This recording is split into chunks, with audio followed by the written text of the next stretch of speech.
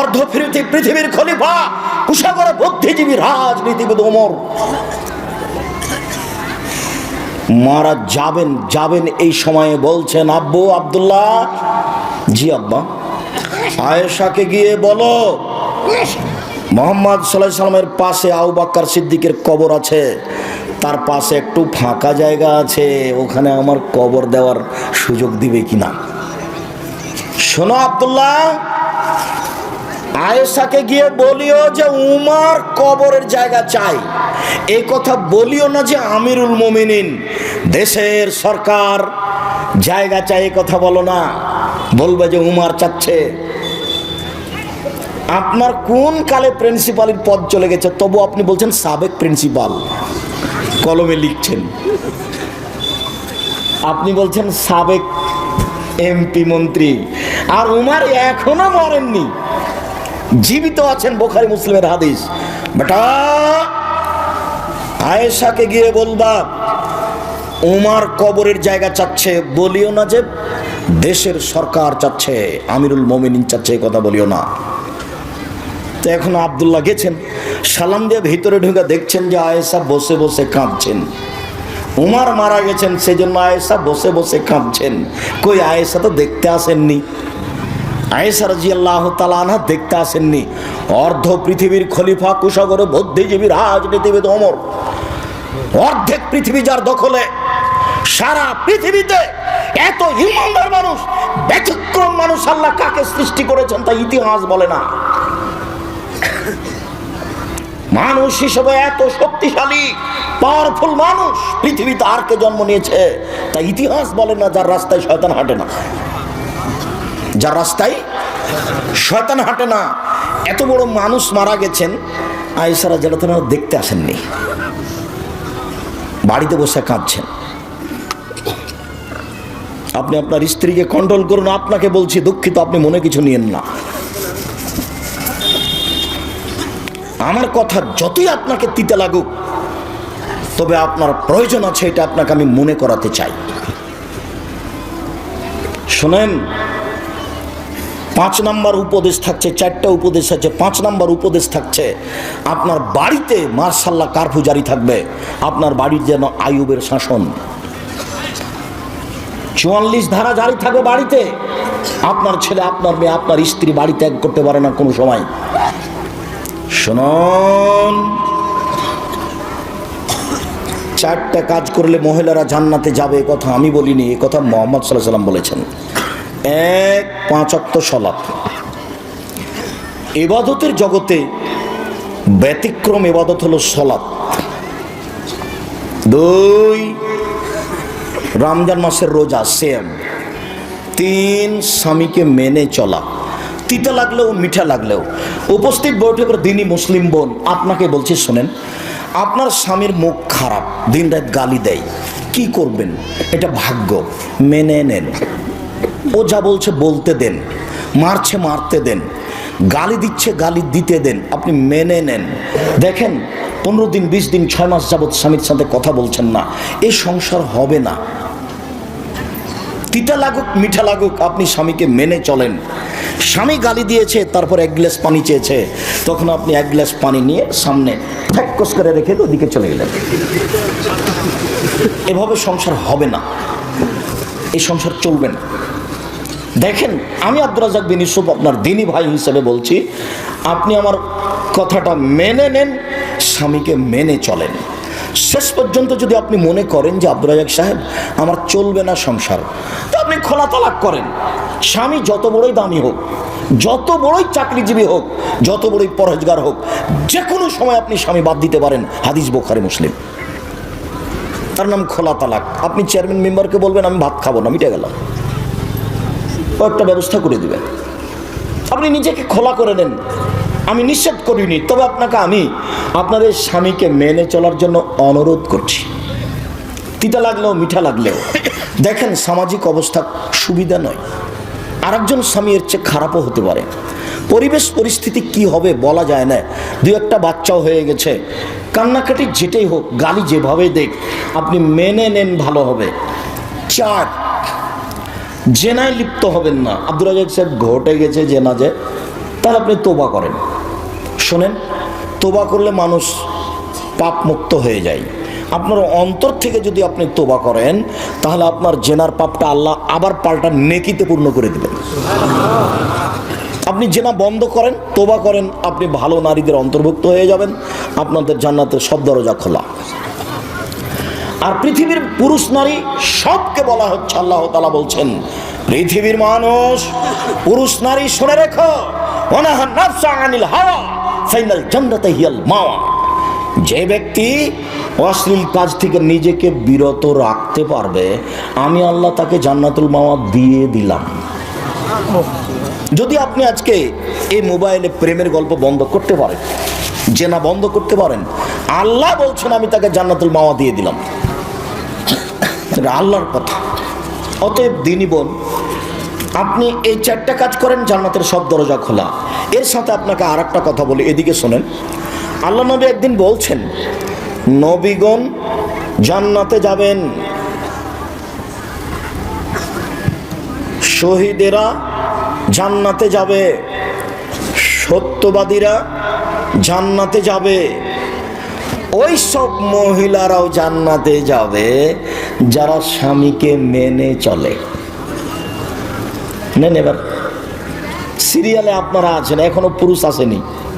কেউ যদি বলে, আব্দুর রাজ্জাক সাহেব শোনেন শোনেন শোনেন, বুখারী মুসলিমের হাদিস আছে এইভাবে যে ওযু করার পরে যদি কেউ বলে আশহাদু আল্লা ইলাহা ইল্লাল্লাহু ওয়াহদাহু লা শারীকা লাহু ওয়া আশহাদু আন্না মুহাম্মাদান আবদুহু ওয়া রাসূলুহু, তাহলে জান্নাতের সব দরজা খোলা।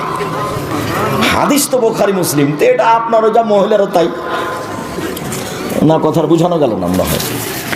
আচ্ছা, ওযু করার পরে যদি এই দোয়া পড়ি, তো আমার জন্য জান্নাতের সব দরজা খোলা, তো মহিলা যদি পড়ে তার জন্য, তাহলে এখানে আমার ব্যক্তিগত কিছু আছে, পুরুষের জন্য কিছু আছে। মহিলাদের জন্য যেভাবে বলা হয়েছে মুহাম্মদ সাল্লাল্লাহু আলাইহি ওয়াসাল্লাম ওভাবে পুরুষের জন্য বলেননি। শোনো, নবীগণ জান্নাতে যাবেন, শহীদেরা জান্নাতে যাবে, সত্যবাদীরা জান্নাতে যাবে, ওইসব মহিলারাও জান্নাতে যাবে যারা স্বামীকে মেনে চলে। 3টে গুণের ভিত্তিতে মহিলারা ভালো হতে পারে। 3টি গুণের ভিত্তিতে মহিলারা ভালো হতে পারে। 1, স্বামীর সাথে কথা বললে হাসি মুখে বলে। 2, স্বামী আদেশ করলে পালন করে। 3, স্বামী বাড়িতে না থাকলে নিজেকে গুটিয়ে রাখে, মোবাইলে কারোর সাথে গল্প করে না, খালার বাড়ি, ফুফুর বাড়ি, চাচির বাড়ি যায় না, এখানে সেখানে যায় না, মনে করে না যে এই সময়তে স্বামী নাই, একটু ঘুরে আসি, এই সময়তে স্বামী নাই, একটু গল্প করে নিই। এই স্বভাব নেই যার, সে হলো ভালো মহিলা। আপনি বলতে পারেন 3টা গুণ কি?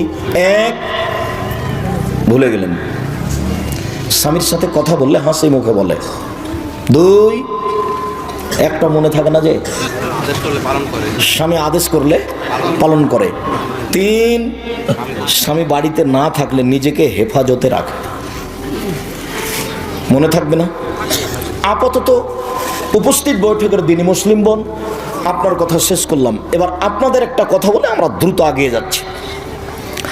রাসূল সাল্লাল্লাহু আলাইহি সাল্লামকে জিজ্ঞাসা করা হলো, আল্লাহর নবী, একজন স্বামী তার স্ত্রীর উপরে কি কি দায়িত্ব পালন করবে, কি করতে পারে একজন স্বামী তার স্ত্রীর? এবার আপনার পালা আসলো, তখন আল্লাহ রাসূল বলছেন, 1, আতেমা মাতায়েমতা, তুমি যে মানের খাও বউকে সে মানের খাওয়াবা। 2, ফাকসুহা মাত্তাসাইতা, তুমি যে মানের কাপড় পরো বউকে সে মানের পরাবা। 3, ওলা তুকাব্বে, বউকে কটু কথা বলো না, বলেও কোনোদিন স্ত্রীকে গালি দিবেন না, অমুকের বাচ্চা, অমুকের বেটি, অমুক, মুখ খুলবেন না। এই চালাই, তোমার স্বভাব পরিবর্তনের জন্য এসেছি, আল্লাহ তোমার স্বভাবকে পরিবর্তন করুক। বেটার দিন রাত তো স্ত্রীকে গালি দাও কেন? তোমার মুখ খারাপ কেন হতো? মেয়ে রাস্তায় পড়ে আছে, মেয়ে মানুষ অনেক দামি। কিছু বোকা মহিলার কারণে আজকে মেয়েদের অবস্থা এই। মেয়ে অনেক দামি জিনিস। পৃথিবীতে এমন কোনো জিনিস নাই যেখানে শান্তি তৃপ্তি হতে পারে নারী ছাড়া। পৃথিবী এমন কোনো বিছনা নাই সে বিছানায় শুয়ে শান্তি পেতে পারে মানুষ স্ত্রী ছাড়া। পৃথিবীতে এমন কোনো খাদ্য নেই যে খাদ্য খেয়ে মানুষ শান্তি তৃপ্তি পেতে পারে স্ত্রী ছাড়া। পৃথিবীতে এমন কোনো ব্যবস্থাপনা নেই যেখানে মানুষ শান্তি তৃপ্তি পেতে পারে স্ত্রী ছাড়া। স্ত্রী হচ্ছে পৃথিবীতে আল্লাহর পক্ষ থেকে দেওয়া শান্তি তৃপ্তির ব্যতিক্রম জিনিস। আল্লাহ তাআলা বলছেন, অমিন আইতিহান খালাকালাকুম মিন আনফুসিকুম আজওয়াজান লিতাসকুনু ইলাইহা। পৃথিবীর মানুষ, আমি তোমাদের পক্ষ থেকে তোমাদের স্ত্রীদেরকে সৃষ্টি করেছি যাতে করে তোমরা সেখানে শান্তি তৃপ্তি পেতে পারো। ও হলো শান্তির বস্তু, ও হচ্ছে তৃপ্তির বস্তু, ও হচ্ছে আনন্দের বস্তু, সর্ব ধরনের কল্যাণের সুবিধার বস্তু ও। তাহলে তুমি একে গালি দাও কোন লজ্জায়? তোমাকে তো আমি বলেছি জীবনে তুমি কোনোদিন বলবে না তোমার ঠোঁটটা মোটা। একবার যদি ঠোঁট মোটা বলো তাহলে তোমাকে 10 বছর ভালোবাসবে না। ভুলেও তুমি বলবে না তোমার রংটা কালো। একবার যদি রং কালো বলো তাহলে মনটা ছোট হয়ে যাবে, 10 বছর যাবত তোমাকে ভালোবাসবে না। তুমি খালি বলো তোমার মতো কোনো ভালো মেয়ে দেখি না, তুমি আমার চোখে সবচেয়ে সুন্দরী, তোমার চালচলন আমার কাছে খুবই ভালো, প্রশংসা করো, সারা রাত পা টিপে দেবে। একটু প্রশংসার ভিখারি, তুমি মুখ খারাপ করো কেন? শোনো সম্মানিত দিনী ভাই বোন, সবাইকে বলছি, মুরব্বী আপনাকে বলছি, আপনারও স্বভাব ভালো নয়। ছেলে মেয়ে বড় হয়ে গেছে, বৌমা বাড়িতে, তারপর আপনার একটু লজ্জা হয় না মুখ খারাপ করে স্ত্রীকে কথা বলে? তখন বেটি লজ্জা পায়, বেটা লজ্জা পায়, বৌমা লজ্জা পায়। আপনার এই স্বভাব কেন? গালি দিয়ে আপনার অত শান্তি তৃপ্তি কেন? মুখ বন্ধ করবেন, আজকের পরে আর মুখ খুলবেন না কোনোদিন। আস্তাগফিরুল্লাহ তো বলে, আল্লাহ তোমার দরবারে তোবা করছি, আমি আর কোনোদিন স্ত্রীকে গালি দেবো না। এই কথা বলে উঠবেন, মুখ খারাপ করবেন না কোনোদিন। আর মুখ খারাপের কথার উপরে ফেরেশতা আমিন বলেন। পরিবারটা এরকম হয়ে গেছে, আপনি বুঝতে পারেন না কেন আপনি মুখ খারাপ করবেন? রাসূল সাল্লাল্লাহু আলাইহি ওয়াসাল্লাম খবরদার কটু কথা বলবো না। 4 বউয়ের মুখের উপরে মারবা না, মারাই যদি লাগে কোনো সময় মুখের উপরে মারবা না। 5 এটা জরুরি, ওলা তাতরুকা ইল্লা ফিল বাইতে, তুমি তোমার বউকে তোমার বাড়ি ছাড়া কোথাও যেতে দিবা না। তোমার বউকে তোমার বাড়ি ছাড়া কোথাও থাকতে দিবা না। ও চাচির বাড়ি যেতে পাবে না, ও খালার বাড়ি যেতে পাবে না, ও ফুফুর বাড়ি যেতে পাবে না, ও মায়ের বাড়ি যেতে পাবে না। জরুরি প্রয়োজন ছাড়া বাড়ি ত্যাগ করতে পাবে না। যদি যাই তাহলে আপনাকে যেতে হবে। ভুলেও কোনোদিন বিবাহের বাড়িতে যায় না যেন। বিবাহের বাড়িতে গেলে স্বামীর সংখ্যা বেশি হয়ে যায়। কাজেই ভুলেও কোনোদিন বিবাহের বাড়ি যেতে দিবেন না। আত্মীয় স্বজন দাওয়াত করেছে, ঠিক আছে আমি আসবো, আমার ছেলেরা যাবে, আপনার বউ যাবে না। একটু পুরুষ হতো সেখানে, একটু পুরুষ। এই যে ছোট ব্লাউজ পরে আছে ওটা আমার বউ, ওই যে ঢং ঢং করে এসেছে আর গল্প করে এখনো দাঁড়িয়ে আছে, যান দেখাছেন, ওটা আমার বউ নয়, যান দেখাছেন দাঁড়িয়ে আছে এখন। আশ্চর্য কথা, থাকবে কেন? কেন আছে? আমি তো আসলাম তখন দেখলাম যে সরে গিয়ে আর একটা লোকের সাথে কথা বলছে। ও তো আপনার মেয়ে, না হলে আপনার বউ। কেন আছে? ও জানে না যে আব্দুর রাজ্জাক বিন ইউসুফ আজকে আসছেন? কোন সাহসে যায়, কোন সাহসে কথা বলে, হিসাব পায় না। নিজেকে পুরুষ মনে করিয়েন। প্রেসিডেন্ট আইয়ুব পাকিস্তানের উপরে কারফিউ জারি করেছেন, আর আপনি আপনার বাড়ির উপরে কারফিউ জারি করবেন। 44 ধারা জারি থাকবে বাড়িতে, তার মানে আপনি পুরুষ। চোখ যেভাবে ঘুরে বউ সেভাবে চলে, তার নাম স্বামী। চোখ যেভাবে ঘুরে বউ সেভাবে চলে, তার নাম স্বামী। চোখ যেভাবে ঘুরে বউ সেভাবে চলে, তার নাম স্বামী। কোথায় গেছিলে তুমি? না তো, আমি তো বাহির থেকে পানি আনা চাইনি, পানি নিয়ে আসতে হবে সেটা আমি বুঝবো না তো। আমি তো তোমাকে ওখানে যেতে বলিনি, সেটা কি করতে হবে সেটা আমি বুঝবো। আমি তোমাকে উপার্জন করে খাওয়াতে পারি, আমি তোমার সুবিধা অসুবিধা বুঝতে পারি না? তুমি কি মনে করো আমাকে? পরবর্তীতে বাড়ির বাইরে তুমি পা রাখবে না, তোমাকে সতর্ক করে দিচ্ছি। রাসূল সাল্লাল্লাহু আলাইহি ওয়াসাল্লাম বলছেন লাঠিটা ঝুলিয়ে রাখো বাড়ির সামনে। পৃথিবীর সবচেয়ে দামি মানুষ, লাঠি দিয়ে বউকে ঠিক করো, পৃথিবীর সবচেয়ে দামি মানুষ। অতএব নিজেকে পুরুষ মনে করবেন, ভুলে কোনোদিন কটু কথা বলবেন না, আর বাড়ির বাইরে কোথাও যেতে দিবেন না দুর্ঘটনা ছাড়া। যাবে জরুরি কোনো কারণে যেতে পারে। কাপুরুষের স্ত্রী এদিক ওদিকে ঘুরে বেড়াই, কাপুরুষের মেয়ে এদিক ওদিকে ঘুরে বেড়াই, পুরুষের যায় না। দিন রাত আপনাকে এই কথা বলতে বলতে আপনার সময় পার হয়ে গেল, তবে আপনি নিজেকে একটু পরিবর্তন করতে পারলেন না? আপনার পরিবার একটু পরিবর্তন হলো না? উপস্থিত বৈঠকের মুসলিম বোন, আপনাকে বলছি, দেখেন নিজে থেকে যদি আপনি না মানেন তাহলে কেউ কিছু করতে পারবে না। জাহান্নাম ধরা আছে, এভাবে চলে জান্নাত পাওয়া যাবে না। নিজেকে গুটিয়ে নেন, মরণ তো চলে এসেছে। হঠাৎ দেখছিলেন 20 বছর, এখন দেখছেন 50 বছর, এখন দেখছেন 50 বছর, হঠাৎ দেখবেন মরণের সময় চলে এসেছে। বউ বেটি সাথে আছে কি না? আস্তাগফিরুল্লাহ অতুবিলাইহে বেশি ব্যবহার করবেন সবসময়। আস্তাগফিরুল্লাহ অতুবিলাইহে, উঠছেন আস্তাগফিরুল্লাহ অতুবিলাইহে, ঘরে ঢুকছেন আস্তাগফিরুল্লাহ অতুবিলাইহে, বাইরে বের হচ্ছেন আস্তাগফিরুল্লাহ অতুবিলাইহে। ইস্তেগফার এই শব্দটা বেশি ব্যবহার করবেন। আরও যদি পারেন রব্বিক ফিরিলি অতুবা আলাইয়া ইন্নাকা আনতাত তাওয়াবুল গাফির, ইন্নাকা আনতাত তাওয়াবুল গাফুর, এই দোয়া পড়ার চেষ্টা করেন। এগুলো ছোট ছোট ইস্তেগফারের দোয়া। যত ইস্তেগফার করবেন বিচারের মাঠে আপনার সুবিধা তত বেশি হবে। আর এমনিতে দুনিয়াতে ক্ষমা চাইলে তো আব্দুল্লাহর মুখে শুনতে পেলাম যে উমর রাদিয়াল্লাহু তাআলা জনগণকে নিয়ে গেছেন পানি চাইতে। উল্টাভাবে বলতে হবে আল্লাহ পানি দাও, তো উমর বলছেন যে তোমরা এক কাজ করো, ক্ষমা চাও। জনগণ বলছেন ব্যাপারটা কি, এসেছি পানি চাইতে, ক্ষমা চাইবো মানে? তো বলছে দেখো আল্লাহ বলছেন যে ক্ষমা চাইলে পানি দিয়ে দিবে, আল্লাহ তো ক্ষমাই চাও, দেখি কি হয়। সম্মানিত দিনী ভাই বোন, মহান আল্লাহ বলেন ইয়ামহাকুল্লাহুর রিবা ওয়া ইউরবিস সাদাকাত, সুদ মানুষের টাকাকে সংকুচিত করে, দান মানুষের টাকাকে বেশি করে দেয়। অত্র আয়াত প্রমাণ করে সুদ খেলে মানুষ ভিক্ষুক নিঃস্ব হবে। আজ হোক আর কাল হোক বাঁচার কোনো পথ নেই। কোটি থেকে কোটি টাকা ইনকাম করলেও আপনার চোখের সামনে টাকা হারিয়ে যাবে, অন্যথা আপনার ছেলের সামনে যাবে, নইলে আপনার নাতি পোতার সামনে যাবে। টাকা একদিন হারাবেই। সুদের টাকার শেষ পরিণত হলো ভিক্ষুক সাজা। কিস্তি তুলে যারা বাড়ি বিক্রি করে তারা, দেখেন আপনার বাড়ির পাশে প্রমাণ আছে, আমি তার জাজল্য প্রমাণ। আমার বাসার পাশে একজন মহিলা, একজন লোক কিস্তি উঠাচ্ছিল, বাড়িটা বিক্রি করে দিয়ে চলে গেছে। এ তো আমি বলিনি, আল্লাহ বলছেন ইয়ামহাকুল্লাহুর রিবা, আল্লাহ সুদকে সংকুচিত করেন। সংকুচিতকে আল্লাহ আপনাকে ভিক্ষুক বানান। রাসূল সাল্লাল্লাহু আলাইহি সাল্লাম বলছেন ইন্না রিবা ওয়া ইন কাসরা, যদিও সুদে টাকা বেশি দেখা যায়, ওয়া ইন্না আকিলাতুল কাল্লা, তার ফলাফল হলো নিঃস্ব। তার ফলাফল হলো নিঃস্ব। সুদ থেকে ফিরে আসতে হবে যে কোনো মূল্যে। ভুলেও কোনোদিন ব্যাংক থেকে টাকা উঠিয়ে ব্যবসা বাণিজ্য শুরু করবেন না।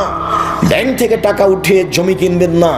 ব্যাংকে চাকরি করে ভদ্রলোক, ব্যাংকে লোন নিয়ে বাড়ি বানিয়েছে, তোবা করতে হবে, ভুল হয়েছে, টাকা ফেরত দিতে হবে, ভিক্ষে করে খেতে হবে। সিদ্ধান্ত ভুল হয়েছে, বাড়ি তো 5 তলা, বউ তো খুব খুশি, আপনার জানাজাই হবে না। আল্লাহ রাসূল বলেন এই শোনো, এই লাশের কোনো লেনদেন আছে নাকি, ঋণ আছে নাকি? জি, তাহলে আমি গেলাম। আল্লাহ রাসূল আমি তার ঋণের পরিশোধের জিম্মেদারি নিলাম, আমি নিলাম। আচ্ছা ঠিক আছে। তার মানে যার ঋণ আছে তার জানাজাই নেই। লাশকে সামনে রেখে চেয়ারম্যানের বক্তব্য চলবে না, এই কথা ঠিক। লাশকে সামনে রেখে হুজুরের বক্তব্য চলবে না, এই কথা ঠিক। তবে লাশকে সামনে রেখে হুজুর বলবেন এর কোনো ঋণ আছে কি? ঋণ থাকে যদি শহীদ হয়ে গেলেও ক্ষমা হবে না। ঋণ থাকে যদি কোনো পথ তাকে ক্ষমা করতে পারবে না। তাই তো মুহাম্মদ সাল্লাল্লাহু আলাইহি ওয়াসাল্লাম সালাম ফেরার পূর্বে প্রতিদিন বলতেন, সব সময় বলতেন, আল্লাহুম্মা ইন্নী আউযু বিকা মিন আযাবি জাহান্নাম ওয়া আউযু বিকা মিন আযাবিল কবর। আল্লাহ আমি তোমার কাছে বাঁচতে চাই কবরের শাস্তি হতে, আমি তোমার কাছে বাঁচতে চাই জাহান্নামের শাস্তি হতে। আউযু বিকা মিন ফিতনাতিল মাসিদ দাজ্জাল, তোমার কাছে আমি বাঁচতে চাই দাজ্জালের ফিতনা হতে। আউযু বিকা মিন ফিতনাতিল মাহি ওয়াল মামাতে, আমি তোমার কাছে বাঁচতে চাই ইহকালের বিপদ, আমি তোমার কাছে বাঁচতে চাই পরকালের বিপদ হতে। ইহকালের বিপদ হতে, পরকালের বিপদ হতে, কবরের ফিতনা হতে, দুনিয়ার ফিতনা হতে। আউযু বিকা মিনাল মাআসামি ওয়াল মাগরাম, তোমার কাছে বাঁচতে চাই আমি ঋণ কর্য হতে, তোমার কাছে বাঁচতে চাই আমি বড় পাপ হতে, তোমার কাছে বাঁচতে চাই আমি ঋণ কর্য হতে, তোমার কাছে বাঁচতে চাই আমি বড় পাপ হতে। দিন রাত তিনি ঋণ থেকে বাঁচতে চাইতেন। আল্লাহ আমার জন্য ঋণ না হয়, আল্লাহ আমার জন্য ঋণ না হয়। আপনার মাথায় কিভাবে বুদ্ধি আসলো, গোবর ঢুকলো যে আপনি ব্যাংক থেকে লোন নিয়ে বাড়ি করতে গেলেন? ব্যাংক থেকে লোন নিয়ে ব্যবসা করতে গেলেন, আমি তো তা কোনোদিন আব্দুর রাজ্জাক বিন ইউসুফ পরামর্শ দিইনি। আমি বলেছি চকলেট দিয়ে ব্যবসা শুরু করতে হবে, তাহলে ঋণ নেওয়া লাগবে না। চকলেটের পরে কি গো? কলা, তারপরে কাপড়, তারপরে আরও কিছু। কলা দিয়ে ব্যবসা শুরু করলে ঋণ নেওয়া লাগবে? চকলেট দিয়ে? তা আপনি কোটি টাকা দিয়ে হিরোইন কিনলেন কেন কলকাতায়, আর ঢাকায় বিক্রি করলেন? এ ব্যবসা চলবে না। সম্মানিত দিনী ভাই বোন, আল্লাহ তাআলা বলেন চিরদিনের জন্য সুদের চূড়ান্ত সিদ্ধান্ত, সুদের ব্যাপার আল্লাহর পক্ষ থেকে চূড়ান্ত ফয়সালা। যারা সুদ খাবে তাদের অর্থ কমে যাবে। রাসূল সাল্লাল্লাহু আলাইহি সাল্লাম বলেছেন, সুদ দেখতে বেশি লাগে বটে, সুদের পরিণাম হলো নিঃস্ব ভিক্ষুক হওয়া। মহান আল্লাহ বলেন, আল্লাহুল বায়আ ওয়া হারামার রিবা, আল্লাহ তাআলা ক্রয় বিক্রয়কে বৈধ করেন, সুদকে হারাম ঘোষণা করেন। জাবের রাদিয়াল্লাহু তাআলা আনহু বলেন, লানা রাসূলুল্লাহ সাল্লাল্লাহু আলাইহি ওয়াসাল্লাম আকালা রিবা। পৃথিবীর মানুষ শুনে রাখো, আল্লাহর নবী অভিশাপ করেন যারা সুদ খায় তাদের উপরে অভিশাপ, যারা সুদ দেয় তাদের উপরে অভিশাপ, যারা সুদের অঙ্ক কষে তাদের উপরে অভিশাপ, যারা সুদের উপরে সাক্ষী থাকে তাদের উপরে অভিশাপ। অকালাহুম সাওয়া, তিনি বলেন সবাই সমান।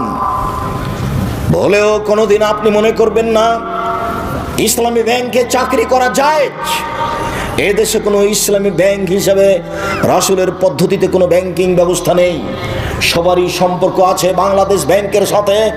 অতএব কে 100% নিখুঁতভাবে ব্যবসা করছে এই কথা বলতে পারে না। আরো অবাক কথা যে আমি 5 লক্ষ টাকা 10 লক্ষ টাকা রেখেছি ব্যাংকে, প্রতি মাসে আমাকে 1 লক্ষতে 1000 করে টাকা দেয়। ব্যবসা কি এত নিরাপদে হয়? ব্যবসা মানে হলো আমি সাপাহার বাজারে তরি তরকারি কিনলাম, ট্রাক ভর্তি করে নিয়ে গেলাম রাজশাহীতে বিক্রি করব বলে, রাস্তায় গাড়িটা অ্যাক্সিডেন্ট হলো, সবজি নষ্ট হয়ে গেল, তার নাম ব্যবসা। কিনেছিলাম 10,000-এ হলো 10,500, তার নাম ব্যবসা। কিনেছিলাম 20,000-এ হয়ে গেল 15,000, তার নাম ব্যবসা। আরে নিরাপদে প্রতি মাসে আমার জন্য 10 লক্ষতে 10,000, 10 লক্ষতে 10,000, 10 লক্ষ। ধর্ম পাগল হয়ে গেছে। ধর্ম রাজশাহী চাঁপাইনবাবগঞ্জের হাওয়াই লাড্ডু, ধনু হাত মে লাড্ডু হয়, চাহে উসকো খা লে, চাহে উসকো ছোড় দে। ভুল হিসাব ব্যবসা এত নিরাপদ হতে পারে না। অতএব এ দেশের মাটিতে ব্যাংকিং ব্যবস্থায় চাকরি করে পয়সা উপার্জন বৈধ হবে এ কথা অসম্ভব। এ দেশে এমন কোনো এনজিও নেই যে এনজিওতে চাকরি করে সেই পয়সা দিয়ে চাউল কিনে ভাত খেয়ে বাদাত কবুল হতে পারে। ভুল হিসাব। হুজুর যা বলেছেন তা ভুল বলেছেন। এই দেশে যে সন্দেহযুক্ত ব্যবসা আছে সেই সন্দেহযুক্ত ব্যবসা ছেড়ে দিয়ে জীবিকা নির্বাহ করতে হবে। বেশি দিন বেঁচে বেশি পয়সা অবৈধভাবে উপার্জন করার চেষ্টা করিয়েন না, যেহেতু এক সময় যেতেই হবে পৃথিবী ছেড়ে। কাজে এত কিছু হিসাব করা ঠিক হবে না। এই ছেলে, আচ্ছা তোমার আব্বার কথা বলি, তোমাকে বাদ দিলাম, তোমার বাপ বেশি কষ্ট পাবে তো সেই জন্য। তো এখন তো সব জমি কিয়ার হয়ে গেছে। চাঁপাইনবাবগঞ্জের দিয়ারের জমি তো কিয়ার ছিল না, তো ধান জমি মেপে ধান বোনা হতো, জমি মেপে ধান কাটা হতো। তো এখন তোমার বাপ ফাঁড়ি দিচ্ছে, ফাঁড়ি বুঝো ফাঁড়ি, তো সামনে একটা ধানের থোপ পড়েছে, এটা তোমার বাপ কোন দিকে করবে? তোমার বাপ কোন দিকে করেছে জিজ্ঞাসা করি। মানে জাহান্নাম চলে গেছে, তাহাজ্জুদ দিয়ে হবে না। বাপ একটা বুদ্ধি করো, আল্লাহ কিভাবে কি করেছে এখন তো হিসাব দিতে পারবো না। তো যাক 10,000, 20,000, 50,000 টাকা জামিয়া সালাফে বাইতুল হাম জামে মসজিদে দিয়ে দিলাম, আল্লাহ তুমি বাঁচা। পথ সহজ একটা হতে পারে, নিরুপায় এই পথটা অবলম্বন করা যেতে পারে। 10-এর পয়সা ক্ষমা হওয়ার কোনো পথ নেই, আরেকজনের হক ক্ষমা হওয়ার কোনো পথ এভাবে নেই। তার কাছে ক্ষমা নিতে হবে, ধান ফেরত দিতে হবে, না হলে একটা পথ অবলম্বন করলে হতে পারে পথ। আল্লাহ আলাম। সম্মানিত দিনী ভাই বোন, যত পথ আছে সুদের সব পথ বন্ধ। আব্দুল্লাহ ইবনে হানজালা গাসিল রাদিয়াল্লাহু তাআলা আনহু বলেন, রাসূল সাল্লাল্লাহু আলাইহি সাল্লাম বলেছেন, দিরহাম রিবা ইয়াকুলু রাজুলু ইয়ালাম আসাদ বিন সিদ্দাত সালাসিনা জিনিয়া। কেউ যদি জেনে শুনে 1 টাকা সুদ খায় 36 বার জেনা করে যত পাপ হবে, 1 টাকা সুদ খেলে তার চেয়ে বেশি পাপ হবে। সম্মানিত দিনী ভাই বোন, পাপের চেয়ে বড় আছে, তবে ভাষা এত কঠিন নেই। পাপের চেয়ে বড় আছে, তবে ভাষা এর চেয়ে কঠিন নেই। এই ছেলে, ওই যে তোমার পাশ থেকে, ওই যে আপনার পাশ থেকে লোকটা বা ছেলেটা উঠে চলে যাচ্ছে, আপনি নিষেধ করেন না? আমি তো বেশি ক্লান্ত, আমি তো এখান থেকে বের হয়ে লক্ষ্মীপুর যাব, নোয়াখালী প্রতিষ্ঠানে উঠব। আমি তো এসেছি সাতক্ষীরা থেকে এসে প্রতিষ্ঠানে থেকেছি, কাজ করেছি। তারপরে জোহরের পরে ফতোয়া বোর্ডে বসেছি। আপনাদের মাসিক আল ইতেসামের ফতোয়া বোর্ড হয় প্রতি মাসে। আপনাদের একটা অতীব গুরুত্বপূর্ণ পত্রিকা আছে, মাসিক আল ইতেসাম পত্রিকা। সম্মানিত দিনী ভাই বোন, সব কিছু হারিয়ে গেলে মাসিক আল ইতেসাম পত্রিকা হারায় না যেন। আমার জীবনে বড় স্বাদ, আমি এদেশের মাটিতে উন্নত মানের প্রতিষ্ঠান গড়ব। সেটাই জামিয়া সালাফিয়া ডাঙ্গিপাড়া পবা রাজশাহী, সেটাই জামিয়া সালাফিয়া রূপগঞ্জ নারায়ণগঞ্জ ঢাকা, সেটাই জামিয়া সালাফিয়া 6 মাইল বাবুগঞ্জ বরিশাল, সেটাই জামিয়া সালাফিয়া তেঘরা বিরল দিনাজপুর, আরও অন্যান্য ডিস্ট্রিক্টে ভাবছি। আমার মনে বড় স্বাদ, আমি এদেশের মাটিতে উন্নত মানের প্রতিষ্ঠান গড়বই ইনশাআল্লাহ। আমার কাছে টাকা পয়সা থাক আর না থাক, আমার কাছে টাকা নাই এ কথাও সত্য, এখানে প্রতিষ্ঠান গড়বে এ কথাও সত্য, ইনশাআল্লাহ গড়বে। জামিয়া সালাফিয়া ডাঙ্গিপাড়া পবা রাজশাহীর বাইতুল হাম জামে মসজিদে এখন পর্যন্ত খরচ হয়েছে প্রায় 10 কোটি টাকা। তা আমি তো 10 টাকারও মালিক নই। 90% জমির উপরে মসজিদ, প্রায় 20 বিঘে জমির উপরে এই প্রতিষ্ঠান। 1700 ছাত্র এখন বোর্ডিংয়ে খায়, 800 মেয়ে এখন বোর্ডিংয়ে খায় রাজশাহীতে। 2 প্রতিষ্ঠান মিলে 3500 ছেলে মেয়ে পড়াশোনা করে, সব ভিন্ন ভিন্ন স্থানে থাকে। এখন প্রায় 20 লক্ষ টাকা মাসে বেতন লাগছে জানুয়ারি থেকে, তো 20 লক্ষ। সম্মানিত দিনী ভাই বোন, এই প্রতিষ্ঠানের মুখপাত্র পত্রিকা হচ্ছে মাসিক আল ইতেসাম পত্রিকা, যার কারণে এই পত্রিকার সাথে আপনার সম্পর্ক থাকতে হবে। কাজে আপনি আমাকে ক্লান্তি দেখায়েন না। ফতোয়াট শেষ করে 7:30 8টার সময় আমি গাড়িতে উঠেছি, গাড়িতে উঠে আপনার এখানে এসেছি। আমি আপনার সামনে এখন কথা বলছি, কথা বলে আমি ঢাকা জামিয়া সালাফিয়া হয়ে আমি যাব লক্ষ্মীপুর নোয়াখালী, সেখানে প্রোগ্রাম করে ফিরে জুমার খুতবা দিব কুমিল্লা ইনশাআল্লাহ। কুমিল্লা থেকে খুতবার পরে আমি যাব ব্রাহ্মণবাড়িয়া, ব্রাহ্মণবাড়িয়া, ওখানে প্রোগ্রাম শেষে আমি যাব সিলেট মৌলিবাজার ইনশাআল্লাহ। সিলেট মৌলিবাজার হয়ে বিমান হয়ে ঢাকা হয়ে সৈয়দপুর হয়ে দিনাজপুরে প্রোগ্রাম করে রাজশাহী ফিরবো, এই মর্মে বের হয়েছি। আপনি যদি বলেন আব্দুর রাজ্জাক সাহেব আমি আপনার চেয়ে ক্লান্ত, তাহলে কি এটা চলবে? দয়া করে আমাকে কাজ দেখায় না কিছুক্ষণ। সম্মানিত দিনী ভাই বোন, আর আপোষে কোনো কথা বলবেন না, আপনাকে বলছি। আর এরপরে আপনি আপনার স্ত্রীকে বলে দিন যেন চিল্লাচিল্লি না করে, ঢং যেন না দেখায়, একবার মুখ বন্ধ করে ছেলেকে কোলে নিবে, মুখ বন্ধ করে, মুখ খুলে যেন কিছু না বলে। আর ছেলেরা তোমরা খুব সোচ্চার হও। জেনা সবচেয়ে মহাপাপ, জেনা ঘৃণিত পাপ। যেগুলো বড় বড় পাপ রয়েছে তার সবচেয়ে ঘৃণিত পাপ হলো জেনা। জেনার পাপের ভাষা এত কঠিন নয়। সবচেয়ে ঘৃণিত পাপ হলো চুরি। চুরির পাপের ভাষা এত কঠিন নয়। ঘৃণিত পাপ হলো মিথ্যা সাক্ষী। নওগাঁ জেলে 20 বছর থেকে একটা লোক আছে, নিজেই জানে না আমি কেন জেলে। ও হলো 1 নম্বর আসামি। যেদিন মারামারি হয় সেদিন ও ছিল রংপুরে, আর সাক্ষীদাতা বলছে আমি নিজ চোখে মারতে দেখেছি। অথচ যাকে মারতে দেখেছি বলছে সেদিন ওই গ্রামেই ছিল না। তাহলে কেমন সাক্ষী দিলে? এর না মিথ্যা সাক্ষী। মিথ্যা সাক্ষী দিবে যে সে জাহান্নামে যাবে। তবে ভাষা এত কঠিন নয়। পাপের জগতে সবচেয়ে বড় পাপ হলো শিরক, তবে ভাষা এত কঠিন নয়। পাপের জগতে দ্বিতীয় মহাপাপ হলো বাপ মায়ের অবাধ্য চলা, তবে ভাষা এত কঠিন নয়। অবাক ভাষা, অবাক হতে হয়। রাসূল সাল্লাল্লাহু আলাইহি ওয়াসাল্লাম বলছেন, কে যদি জেনে শুনে 1 টাকা সুদ খায়, 36 বার জেনা করে যত পাপ হবে, 1 টাকা সুদ খেলে তার চেয়ে বেশি পাপ হবে, তার নাম সুদ। রাসূল সাল্লাল্লাহু আলাইহি সাল্লাম বলেন, আর রিবা সাবুনা জুজান আইসা রাহান করাজুল উম্মাহু। সুদের পাপের 17টি ভাগ রয়েছে। তার ছোট ভাগ হলো মার সাথে জেনা করলে যেমন পাপ হয়। ইন্না লিল্লাহি ওয়া ইন্না ইলাইহি রাজিউন। সুদের পাপ ছোট থেকে বড়, বড় থেকে ছোট। তার সবচেয়ে ছোট ভাগ হলো মার সাথে জেনা করলে যেমন পাপ হয়। বলেন তো কেমন ভাষা! এরকম ভাষা অন্য কোনো পাপের সাথে জড়িত নয়। এই হচ্ছে সুদের পাপ। আপনি আমার দিকে চেয়ে থাকবেন এক খেলে। আমি একটা লম্বা হাদিস অনুবাদ করছি, আর কোনো ছেলে যেন আপনার পাশ থেকে না উঠে, কোনো মহিলা যেন আপোষে কথা না বলে। অল্পক্ষণে আমি কিছু অংশ অনুবাদ করে কিছু অংশ বলে শেষ করব। শুধু অনুবাদ করলে ঘন্টা যাবত লেগে যাবে। আমি এই সুদের অংশ দেখানোর জন্য একটা হাদিস অনুবাদ করছি, আপনি এক খেলে আমার দিকে চেয়ে থাকবেন। শামর ইবনে জুনদুব রাদিয়াল্লাহু তাআলা আনহু বলেন, রাসূল সাল্লাল্লাহু আলাইহি সাল্লাম ফজরের সালাত আদায় করে আমাদের মুখামুখি হয়ে জিজ্ঞাসা করতেন, হালরা মিনকুম আল-লাইলাতা রুয়া, সঙ্গী সাথে তোমরা কেউ স্বপ্নে কিছু দেখেছো? ফান রাহাদুল কাসাহা, কেউ যদি কোনো কিছু স্বপ্নে দেখতো তাহলে আল্লাহ রাসূলের সামনে বলে দিত। আল্লাহ রাসূল তখন তার তাবির করে দিতেন, তোমার স্বপ্নের ফল হলো এই, তোমার স্বপ্নের ফল হলো এই, তোমার স্বপ্নের ফল হলো এই। একদা ফজরের সালাতের পরে আল্লাহর নবী আমাদেরকে বলছেন, তোমরা কি গত রাত্রে কোনো স্বপ্নে কিছু দেখেছো? বললেন লা। আমরা বললাম জি না, আমরা স্বপ্নে কিছু দেখিনি। তখন আল্লাহ রাসূল নিজে বলছেন, শোনো, ইন্নী রাআইতুল লাইলাতা রাজুলাইনি, আমি গত রাত্রে দুইটা লোককে স্বপ্নে দেখলাম। ফাতায়ানি, তারা দুইজন আমার কাছে আসলো। ফা খাজা বিয়াদাইয়া, তারা আমার দুই হাতকে ধরলো, ধরে বাইতুল মুকাদ্দাসের দিকে টেনে নিয়ে যেতে লাগলো। তারা আমার দুই হাত ধরে টেনে নিয়ে যাচ্ছে। যেতে যেতে আমি একটা লোকের পাশে চলে আসলাম। দেখি লোকটা বসে আছে, আর তার পাশে একটা লোক দাঁড়িয়ে আছে। তার হাতে আছে একটা লোহার লাঠি, বাঁকা লাঠি, ফেদ খোলে পিসিদকে বাঁকা লোহা লাঠি। তার লোহার লাঠি তার মুখের ডান দিকে ঢুকিয়ে দিচ্ছে, ঢুকিয়ে চিরে ফেড়ে পিছন দিকে নিয়ে যাচ্ছে।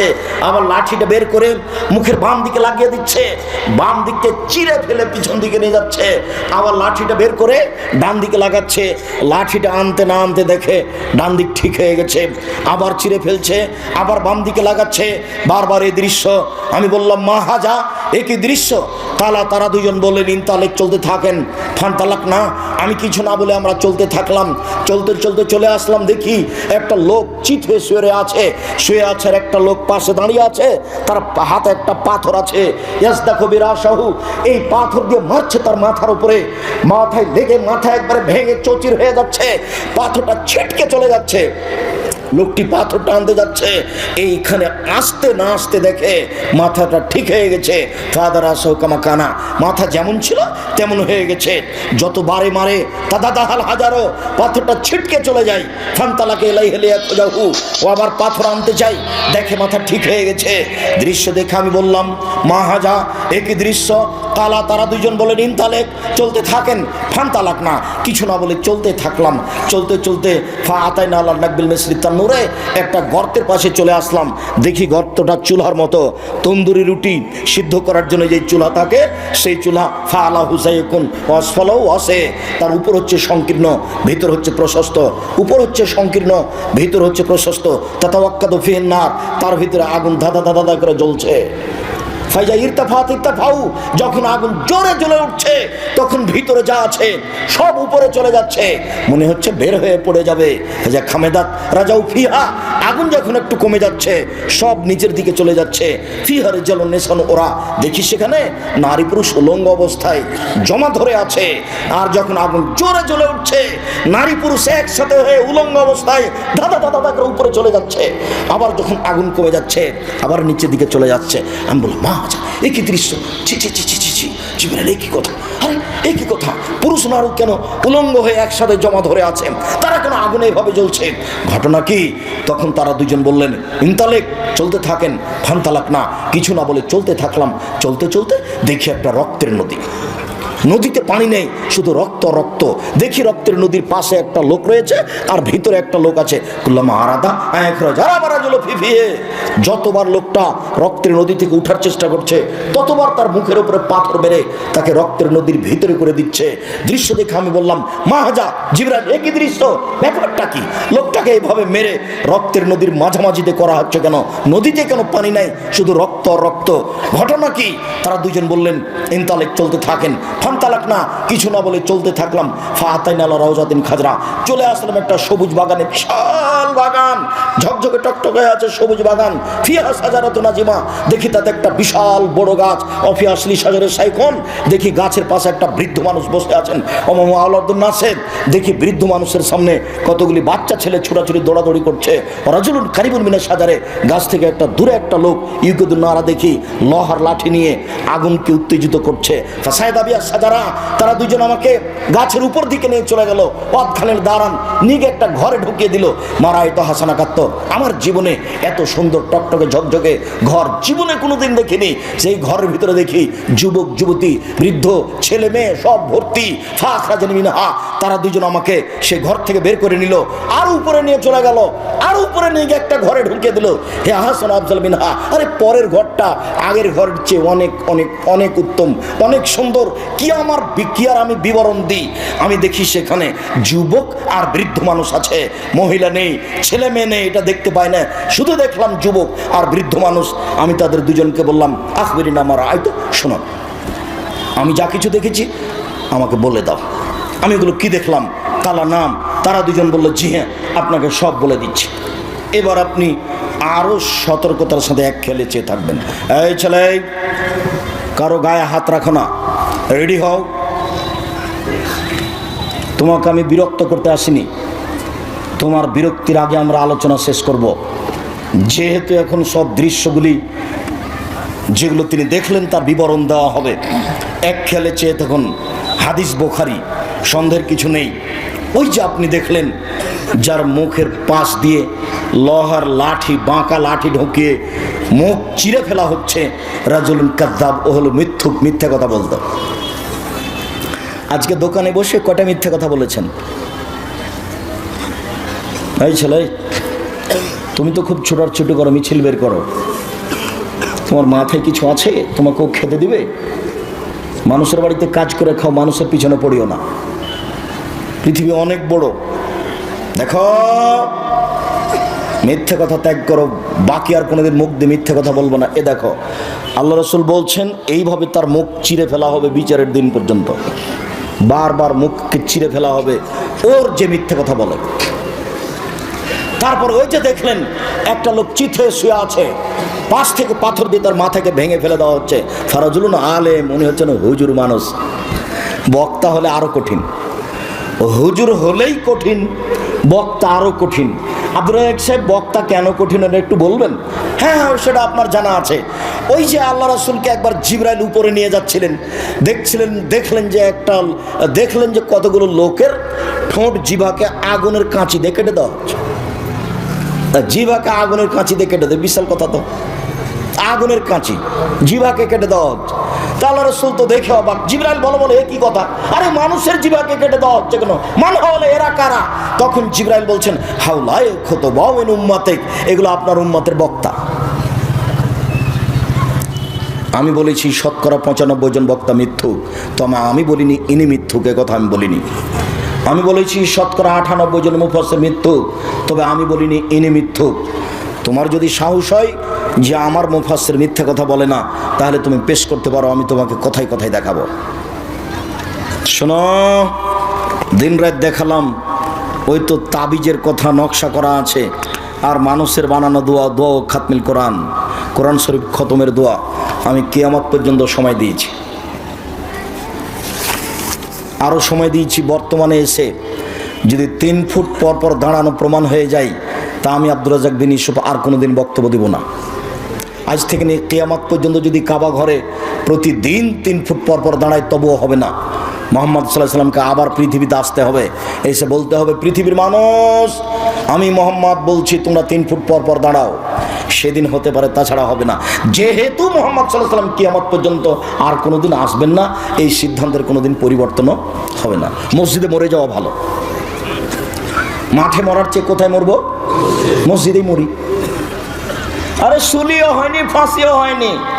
ইংরেজ সরকার আলেম ওলামাকে ধরে ফাঁসি দিত, আর ছেলে মেয়েকে বাড়ি থেকে বের করে দিয়ে বাড়িতে আগুন লাগিয়ে দিত। এটা হলো ইংরেজদের সিদ্ধান্ত। লোকটাকে কি করেছে? মাওলানা সাহেবকে ধরে কি করেছে? ফাঁসি দিয়ে দিয়েছে। আর স্ত্রী ছেলে মেয়েকে কি করেছে? বাড়ি থেকে বের করে দিয়েছে। তারপর বাড়িটাকে কি করেছে? আগুন দিয়ে জ্বালিয়ে দিয়েছে। তো ওই বেশি মাজলুম না আপনি? আপনার সুলিও হলো না, ফাঁসিও হলো না, আর আপনি বলেন হ্যাঁ বেশি মানুষ আসবে না, বেশি মানুষ আসবে না 3 ফুট পর পর। আর আপনি একটা মসজিদের সর্দার সভাপতি, দাড়ি ছোট করা চাচা আছে, আর আপনি বলছেন হ্যাঁ বেটা 3 ফুট পর পর দাগ দাও, 3 ফুট পর পর দাগ দাও, যে লাল কালি দিয়ে দাগ দিলে দিন 3 ফুট পর পর। ও দাড়ি চাচা, সভাপতি, সেক্রেটারি। আমি আব্দুর রাজ্জাক বিন ইউসুফ আপনাকে সভাপতিও করিনি, সেক্রেটারিও করিনি, করবো না। আর আপনাকে আমি হিসাব করে আমার জীবনে কোনোদিন কথা বলিনি, বলবো না। পয়সা নিয়ে আমাকে বক্তব্য দিতে হবে এটা না। কালকে আমি সাতক্ষীরা থেকে এসেছি, 1 পয়সা দেয়নি, 1 পয়সা নয়। তো সাতক্ষীরাতে তো গাড়িটা এমনি আসবে না নাকি? এমনি আসবে? এরকম কতদিন আছে, কতদিন আছে। একবারে দিনাজপুর থেকে এসেছি, সে একবারে শেষ প্রান্ত 1 পয়সা দেয়নি। পরীক্ষা করে দেখছে, দেখি কি হয়। আর এ তো সাপাহার, এটা তো নওগাঁ, এটা তো হিসাবই নাই। আর পিছন থেকে একজন বলছে যে এই মাঠে নাকি কম টাকা দিয়েছে, সেজন্য নাকি আসছেন না। আমি কখন এসেছি এটা আমার মনে নাই, আল্লাহ মাফ করো। শোনো এই ছেলে, শোনো, আমার উপরে কোনো মন্তব্য করো না, না জেনে। তোমার মন্তব্য হয়ে যাবে, মন্তব্য হয়ে যায় হিংসা করে। ভুলেও কোনোদিন কারো পাল্লাতে পড়ে অন্তত আমি আব্দুর রাজ্জাক বিন ইউসুফ, আমার উপরে কোনো মন্তব্য করো না। আল্লাহর কসম, আল্লাহর কসম, আমি আমার জীবনে কোনোদিন স্বার্থ নিয়ে একটা পা ফেলেছি তো আমার মনে নেই। কেউ যদি আমার সামনে প্রমাণ করে দিতে পারে যে আব্দুর রাজ্জাক সাহেব একদিন আমার কাছে পথ খরচ পাথেও চেয়েছিল, তাহলে আমি আর কোনোদিন বক্তব্য দেব না। আচ্ছা, টাকা কম দিয়েছিলে সেই জন্য অনেক দিন পরে আসলাম, এটাই হলো। কিন্তু পাথেও চেয়েছিলাম কি? এটা কি তুমি বলতে পারো? যখন আমার হাতে টাকা দিয়েছিলে তখন আমার মুখখানটা একটু কালো কালো, কেমন কেমন দেখলে, এরকম মনে হয় কি? তাহলে তাহলে তুমি যা বলেছ সব অপবাদ। তুমি নিজেও গেছো খামাখা আর হিংসা করে আরেকজনের পাল্লায় পড়ে কি করেছো তুমি? কত মানুষ আমার কাছে যেখানে সেখানে ক্ষমা চাই, মোবাইলে ক্ষমা চাই, সাক্ষাৎ হলে ক্ষমা চাই। আচ্ছা ঠিক আছে, আপনি বললেন যথেষ্ট, আল্লাহ আপনাকে মাফ করুন। সম্মানিত দিনী ভাই বোন, ওই যে আপনি দেখলেন রাসূল সাল্লাল্লাহু আলাইহি সাল্লামকে বলছেন জিবরাইল, ওই যে আপনি দেখলেন মাথা ভেঙে ফেলা হচ্ছে, ও হচ্ছে মওলানা মানুষ, জানা অনুপাতে আমল করেনি, যার কারণে শাস্তি হচ্ছে। অনেক কথা আলেমের ব্যাপারে আছে, তা আমি এখানে বলছি না, তবে উপদেশ বইয়ে পড়তে হবে, উপদেশ বই রাখা জরুরি। কে বড় ক্ষতিগ্রস্ত, কে বড় লাভবান রাখা জরুরি। রিজিক রাখতে আপনি বাধ্য, অন্তত রিজিক বইটি 10 বার পড়বেন। আব্দুল্লাহ লিখা মিন্নাতুল বারি নিজের ছেলের লিখা মনে করবেন, বুখারীর ব্যতিক্রম ব্যাখ্যা মিন্নাতুল বারি মনে করবেন আমার নিজের ছেলে রেখেছে, আমি একটু লিখেছে, একটু বইটা পড়ে দেখি। আমার আদরের ছেলে লিখেছে, বইটা একটু পড়ে দেখি। এইভাবে আপনি একটু ভালোবাসা দেখিয়ে পড়বেন, অনেক উপকার হবে, আশা রাখি ইনশাআল্লাহ। সম্মানিত দিনী ভাই বোন, আমি বলছিলাম রাসূল সাল্লাল্লাহু আলাইহি সাল্লামকে তারা বললেন, ওই যে আপনি দেখলেন একটা গর্তে আগুন জ্বলছে, ধাঁধা ধাঁধা করে জ্বলছে, আর তারা উলঙ্গ অবস্থায় পুরুষ নারী জমা ধরে আছে। আগুন যখন জোরে জ্বলছে উপরে চলে যাচ্ছে, আবার যখন আগুন কম হচ্ছে তখন নিচে চলে যাচ্ছে। অমজ্জনাতা জাওয়ানি, ওরা হচ্ছে ব্যভিচারনী। যারা জেনা করেছে জীবনে, তারাকে উলঙ্গ অবস্থায় জমা করে দেওয়া হয়েছে, জমা করে দিয়ে আগুনের ভিতরে ফেলে দেওয়া হয়েছে। জ্বলছে, জ্বলতে জ্বলতে আগুন জ্বরে উঠে উপরে যাচ্ছে, আবার নিচে চলে আসছে। রাসূল সাল্লাল্লাহু আলাইহি ওয়াসাল্লাম অন্য এক বর্ণনায় বলেছেন যে আমাকে জিবরাইল এবং মিকাইল নিয়ে গেল, দেখি হঠাৎ করে অনেক মানুষ আসাদ ইন্তেফাখান ফুলে ফেপে বিশাল বিশাল আকৃতি হয়ে আছে, 30-40 হাত উঁচু উঁচু লাশ পড়ে আছে। এত গন্ধ, মনে হচ্ছে গ্রামের টয়লেট, মনে হচ্ছে গণশৌচাগার, মনে হচ্ছে গ্রামের টয়লেট, মনে হচ্ছে গণশৌচাগার, গন্ধে টিকা যায় না। আমি বললাম জিবরাইল মান হাউলা, এরা কারা জিবরাইল? তখন জিবরাইল বললেন অহমদ জোনাতা জাওয়ানি, এরা হলো ব্যভিচারনী।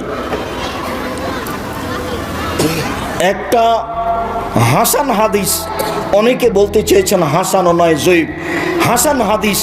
রাসূল সাল্লাল্লাহু আলাইহি ওয়াসাল্লাম বলেছেন যেসব মহিলারা জেনায় লিপ্ত হবে ওদের লজ্জা স্থানের গন্ধে জাহান্নামীরা জাহান্নামে থাকতে পারবে না। যেসব মহিলারা জেনায় লিপ্ত হবে ওদের লজ্জা স্থানের গন্ধে জাহান্নামীরা জাহান্নামে টিকতে পারবে না। জিবরাইল একই কথা। আর এত ফুলে ফেপে কে তারা, এত কেন মোটা মোটা? জিবরাইল বললেন ওরা হলো ব্যভিচারী। এই যে দেখছেন উলঙ্গ অবস্থায় জমা হয়ে জ্বলছে, এরা হলো ব্যভিচারী। তারপরে আপনি দেখলেন একটা লোক রক্তের নদীতে পড়ে আছে, যতবার উঠতে চেষ্টা করছে ততবার পাশ থেকে পাথর মেরে তাকে রক্তের মাঝামাঝিতে করে দেওয়া হচ্ছে। ওহ আকেলু রেবা, ও হচ্ছে সুদখোর। লম্বা হাদিস অনুবাদ করে আসছি এই বাক্যটার কারণে।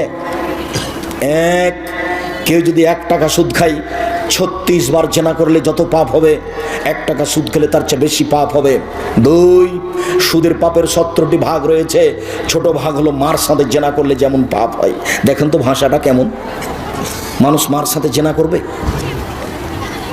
মার সাথে জেনা করলে যেমন পাপ হয়। 3, কেউ যদি সুদ খায় তাহলে তাকে রক্তের নদীতে ফেলে দিয়ে তাকে পাথর দিয়ে তার মুখকে ভেঙে চৌচির করা হবে যতদিন পর্যন্ত বিচার না হচ্ছে। শেষ বিচার হলো জাহান্নাম। সম্মানিত দিনী ভাই বোন, সুদের অবস্থা আপনি বুঝতে পারলেন। সুদের দুনিয়াতে শেষ পরিণতি ভিক্ষুক, সুদের শেষ পরিণতি পরকালে জাহান্নাম। সুদের শেষ বিচারের মাঠের অবস্থা হলো রক্তের নদীতে পড়ে থাকা। রক্তের নদীতে আপনি পড়ে থাকবেন যতক্ষণ পর্যন্ত বিচার না হচ্ছে। এই ছেলে, সিরিয়াল বলো, মনে করে নিয়ে যেতে হবে। এই ছেলে, খেয়াল করো এদিকে। 1, সুদের শেষ পরিণতি দুনিয়াতে কি? ভিক্ষুক হওয়া। আমি বুঝছি টাকা বেশি হলেও তার ফলাফল এই। 2, কেউ যদি 1 টাকা সুদ খায় তাহলে সেটা কি হলো? 36 বার জেনা করার সমান পাপ হলো, তার চেয়ে বেশি। 3, সুদের পাপের 17টি ভাগ রয়েছে। ছোট ভাগ হলো মার সাথে জেনা করলে যেমন পাপ হয়। 4, কেউ যদি সুদ খায় তাহলে তাকে রক্তের নদীতে বিচারের মাঠে ফেলে দেওয়া হবে। যতক্ষণ পর্যন্ত বিচার শেষ না হচ্ছে ততক্ষণ পর্যন্ত কোথায় থাকবে? রক্তের মধ্যে পড়ে থাকবে, রক্তের মধ্যে। আর পাশ থেকে বারবার তার মুখের উপরে পাথর মারা হবে। আজ থেকে তওবা করে এইভাবে আস্তাগফিরুল্লাহ ওয়া আতুবু ইলাইহি, আস্তাগফিরুল্লাহ ওয়া আতুবু ইলাইহি। আপনাকে আমি আশ্বস্ত করে যাচ্ছি আর একটা জরুরি। এই ছেলে থামো, আমি দোয়া করছি, কথার শেষে এসেছি।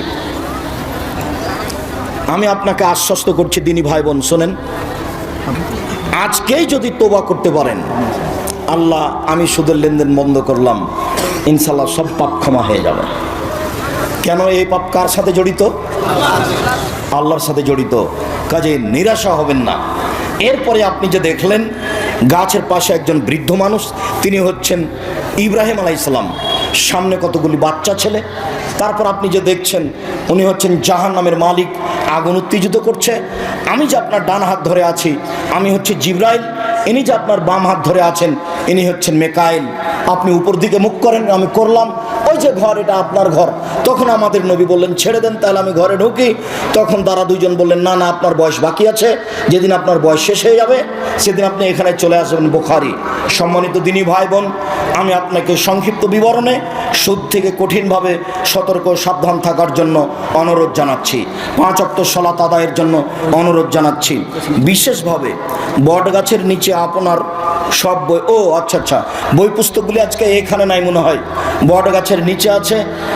আপনার সাথে আমার শেষে জরুরি কয়েকটি কথা। তার প্রথম কথা হচ্ছে, সব দিনই ভাই বোনকে মাসিক আলিতে সম্পত্রিকা নিতে হবে। আজ না পাওয়া গেলেও ব্যবস্থা করতে পারবেন রাজশাহী থেকে। এরপরে আব্দুল্লাহ লিখা বই রিজিক বইটি সংগ্রহ করতে হবে। আব্দুল্লাহ লিখা বই মিন্নাতুল বারি, কে বড় ক্ষতিগ্রস্ত কে বড় লাভবান, বইগুলি সংগ্রহ করতে হবে। আর জামিয়া সালাফিয়ার জন্য দোয়া করতে হবে। রূপগঞ্জ, নারায়ণগঞ্জ, ঢাকায় মার্চের 4-5 মার্চ দেশের সব বড় বড় আলেম ওলামা উপস্থিত থাকবেন। সবাই সেদিন উপস্থিত হবেন।